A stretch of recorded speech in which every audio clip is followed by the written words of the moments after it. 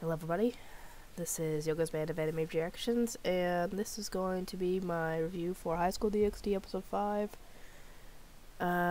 Here's hoping I can get this done before they do something stupid in there. Because we're in the living room playing.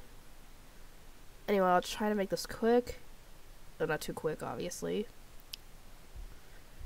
Anyway, yeah, Asia's sacred gear was stolen. And now she's apparently dying because of it. And Issei goes to get her down. So obviously he can save her. And yeah, Yuma just doesn't know when to shut up. Or Yuma doesn't know when to shut up, I mean. Because she just keeps talking and talking and taunting him and everything. And he just ups and leaves with Asia. While Kiba and the other girl, I don't remember her name off the top of my head, hold off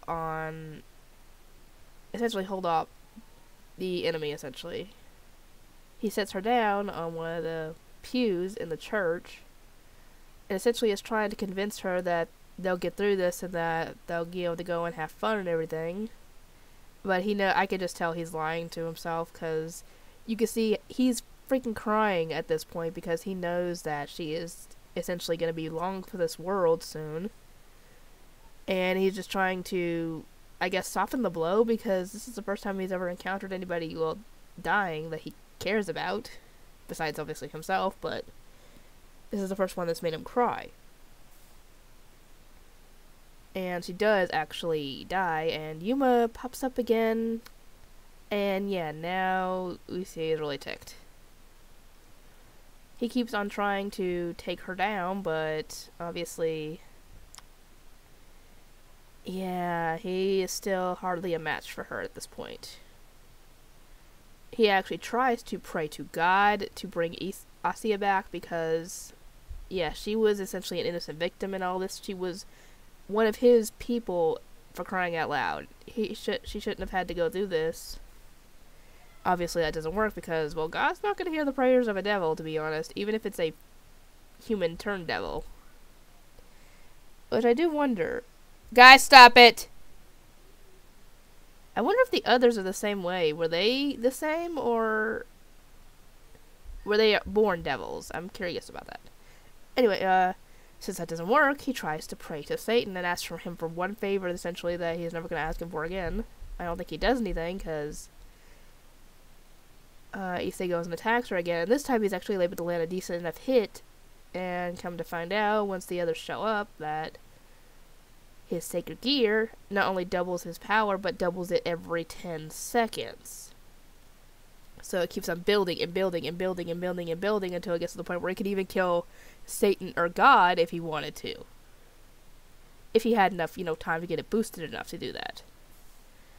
And that's surprising, and Yuma tries to get to him by going back to her human-looking form and trying to convince him to, let her go.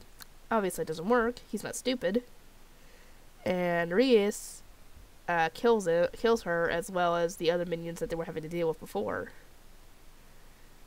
They give her her sacred gear back, and we actually end up bringing her back. She actually ends up bringing her back as her bishop, which is the protector and the healer. So now, Asia is a devil now. And yeah. So that's what ends up happening. And now Asia is now part of the, going to the school with them as well, so that's good. And before the episode ends, we get somebody using a creepy, very ugly looking bird to watch them. And I think it's Satan, because that's what, yeah, Satan wouldn't look menacing like that. I think that if it was God, he would look, still obviously be intimidating because it's God, but I think he'd be not in a dark place like Satan is right now. And Satan's got a freaking harem of girls around him. Some look freaking underage, but they are probably devils or demons or whatever, so I guess it doesn't matter. Anyway, I'll get this uploaded quick, and I will see everybody next time.